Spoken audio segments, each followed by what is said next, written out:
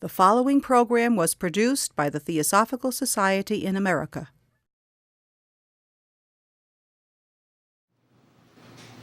So of the three sources, the three source schools of the Western esoteric tradition, the Hermetic and the Gnostic, which are very, very close together, the Neoplatonic, which is a little bit farther away because of its maybe heavier Greek intellectual emphasis, still all aim at really at the same thing, which is the experience of transcendence.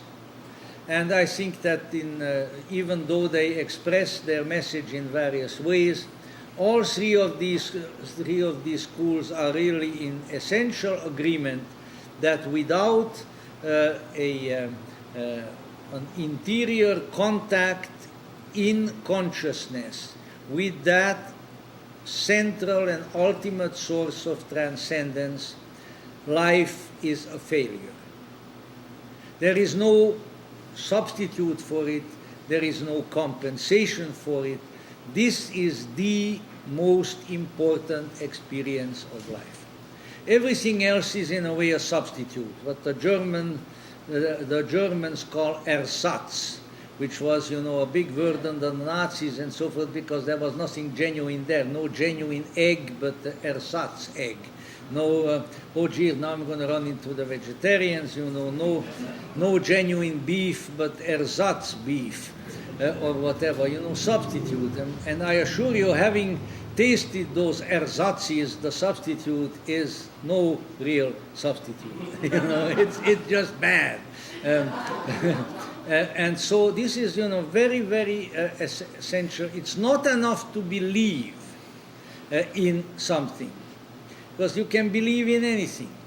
These people said, we know it's not enough to believe, it's not enough to behave well, it's not enough to follow a good system of commandments and ethics. All of these things are all right for a whole variety of purposes, but they are not what might be called by the Latinate name of salvific, whereby they mean they don't redeem you. They don't save you. They don't take you out of the predicament within you which you find yourself.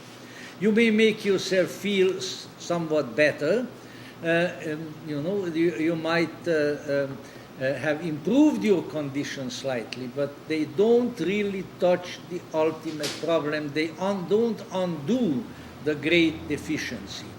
Only salvific experience, where the horizontal and the vertical line of, let's say, existing transmission of spirituality and the personal experience of gnosis come together, do you have that kind of a point of supreme force and supreme energy which is truly liberating in nature. And therefore the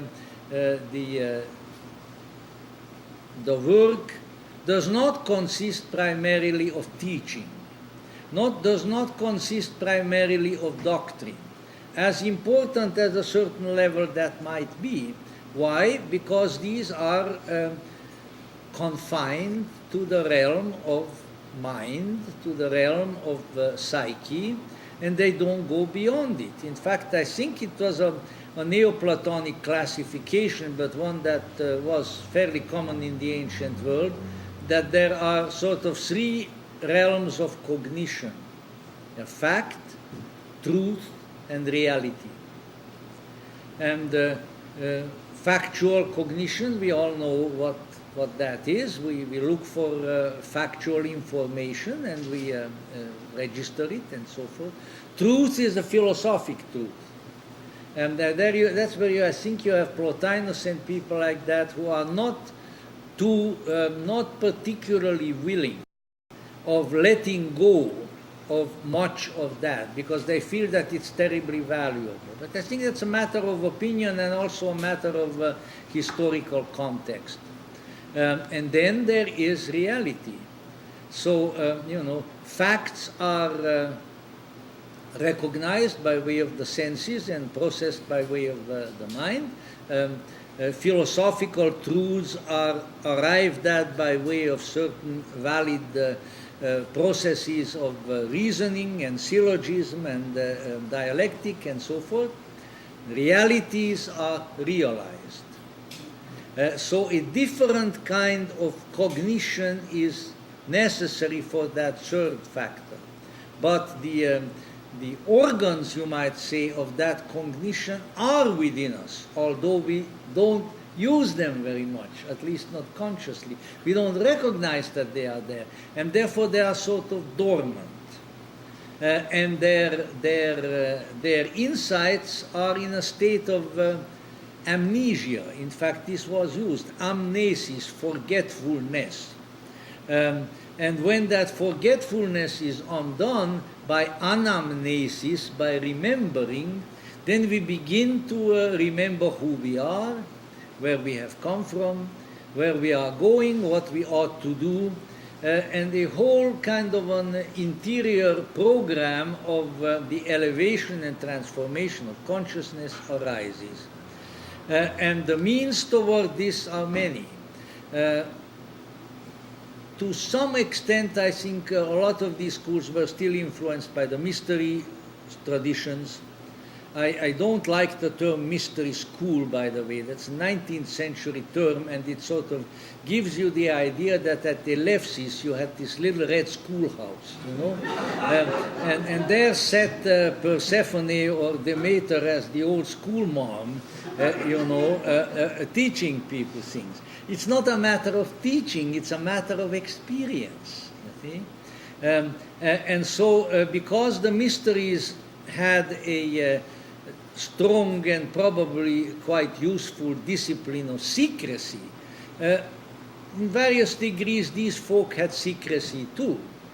You said, that probably a great many of the at least the practical, that means in practice side of Ammonius's disciplines remained secret. They couldn't be written down.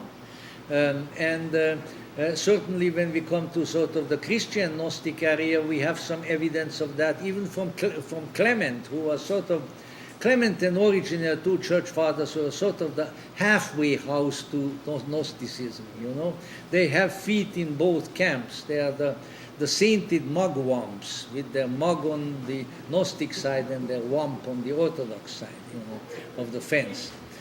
But in Clement, in the letter to Theodore that was discovered by Morton Smith and that contains the quotations from the Sacred Gospel of Mark, indicates that the hierophantic secrets of Jesus taught in the early church could never be written down. Hierophantic secrets. So it was there, present secrecy was there also, and it was particularly there among the Hermeticists. To this day we get the expression hermetically sealed, That's it, secret, you can't get to it.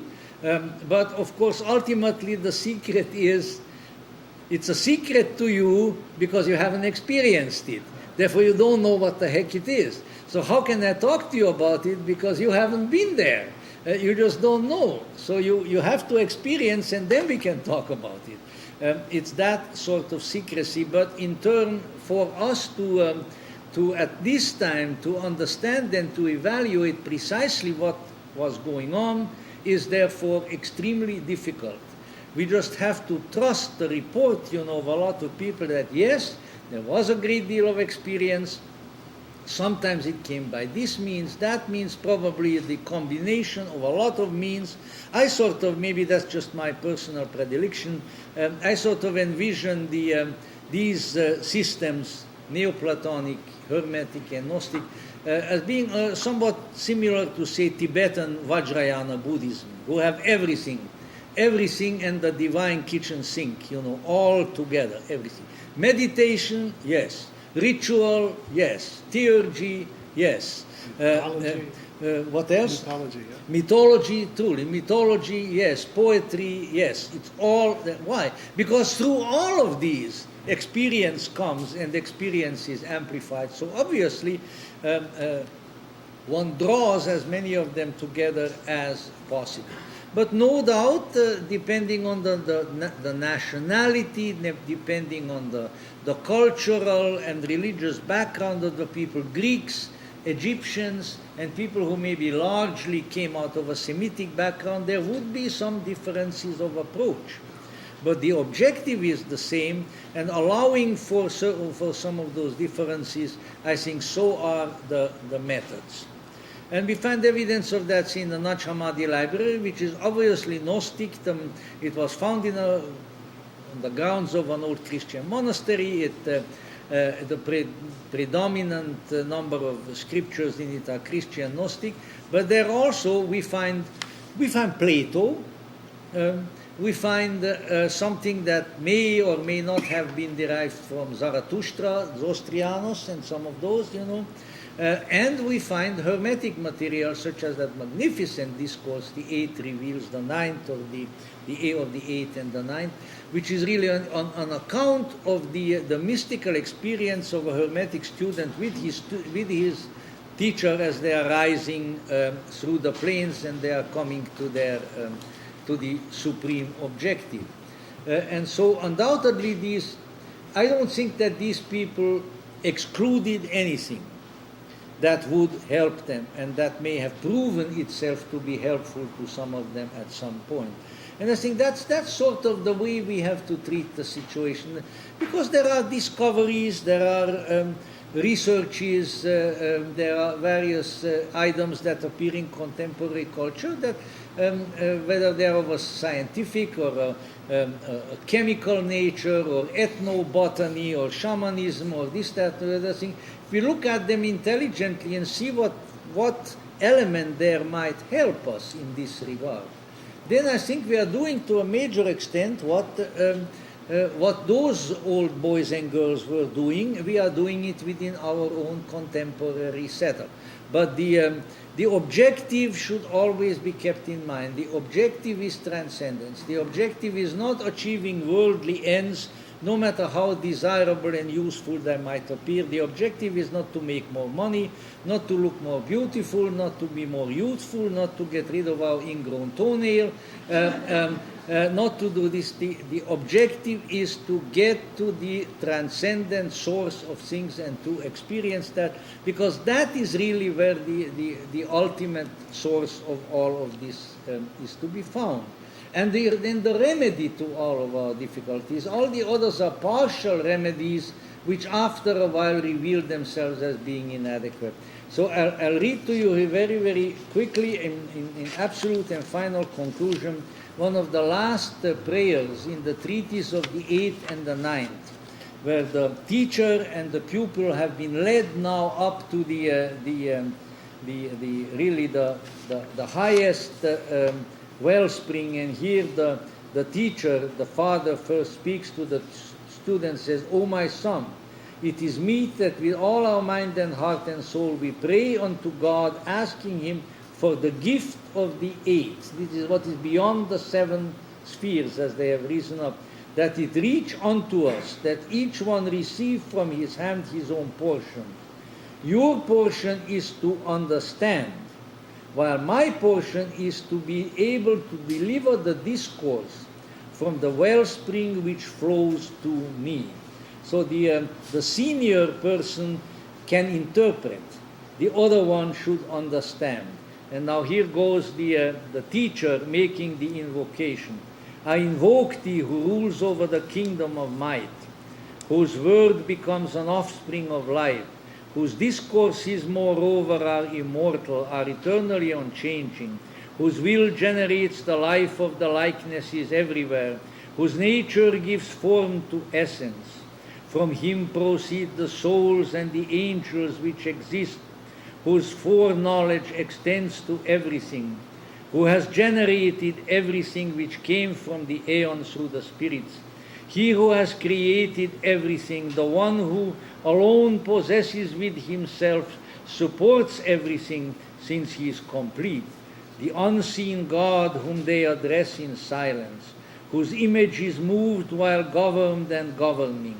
O mighty one of power, who is exalted beyond all excellence and now come the mystic and incomprehensible sounds of ecstasy, the so-called barbarous words. Zoe ao zo a o e o e o e o e o e zao zao zao. O Lord, grant us wisdom from thy power. Extend it unto us that we may tell ourselves the vision of the eighth and the ninth, who have already advanced there from the seventh, practicing piety. And so it goes on in these exalted terms. And then he says, now I shall describe it for you. Now he had the experience and he's going to tell them about it. But this is the sort of thing that went on. This is the practice. And there has to be practice, because without practice there is only theoria, which is useful in the moving up to the experience and after the experience, but which does not lead to the experience and therefore misses the point. So I think we have a powerful inducement here to follow the example of these great people and of their schools, which is in many ways more important even than their teachings. I didn't think I would ever say that. But to follow their example so that we in our time and in our place, in our bodies, within our circumstances, might do likewise. And that is my conclusion. And I'll hand that one on to you now. Well, just to be brief in the sense that, as I was mentioning earlier, that back in the 60s, Neoplatonism was not something that was considered of any great value in the English-speaking world. And when Euston Smith in particular has suffered so personally by seeing in his career the sense that we're in English-speaking philosophical terms, suffering from really a nutrition loss of transcendence. We don't have it in there. And I think, to me, when he visited us in Wheaton a couple of years ago, to me, one of the greatest signs of recovery has come since about 1975, when there was the development of the International Society of Neoplatonic Studies. If you go on the website, it's isns.org. And in it, over this period of time, it's become, again, an international body where you have people who are interested in taking a look at other more recent philosophers. For example, this last volume of Neoplatonism and Contemporary Thought deals with everybody from Wilbur to Wittgenstein and Santayana in it. But most, I think, about the movement itself is that here, once again, just as certain things were removed from academic value over the last 100 years, certainly theosophical studies and even Gnostic studies were not within the mainstream of academia. Now you have mainstream academia really getting involved in looking into these issues, trying to see them again in a new light. I think that can only hopefully lead to some new forms of thinking. So in a way, though, again, it's not that so much that people are now considering themselves Neoplatonists. It's not. I don't think it's not that quite at all. But I do think that, as in the work of Wilbur, probably the most known to some of you, is that this great synthesis of understanding how different classifications, different systems really have, in subtly different ways, pointed toward a certain kind of experience, and giving us, each, I think, an opportunity to investigate it in our own ways. I got to see the What the Bleep movie that maybe some of you have seen, and it would seem to me, again, that would be another thing that would be indicative of once again trying to explore the power of mind and thought in new ways that go beyond the kind of restrictions that have come through in the last 100 years of materialism. So anything like this, I think, is certainly challenging the severity of the materialistic trap that we've all been, I think, injured by over the last 50 years. And so it seems to me, again, that those people that can inspire people who are in the contemporary light to look anew in ways. I mean, for example, where the one and the many question in the time of Plotinus was such a issue of metaphysics, there where you have at the Carnegie observatories that were in Pasadena, there was a conference on the origin of the evolution of the elements in terms of the universe. And how are things go? How from hydrogen did we get to carbon and all the other kind of unfoldings that are going on the empirical level? But it seems, again, on the metaphysical level, it's the question of the guidance to where we've come from and, in a sense, where we're going to return to. That both come from, I think, the Gnostic and the Hermetic tradition, and in its own way, the Neoplatonistic tradition. So it's a good time to study these, and I recommend it to you.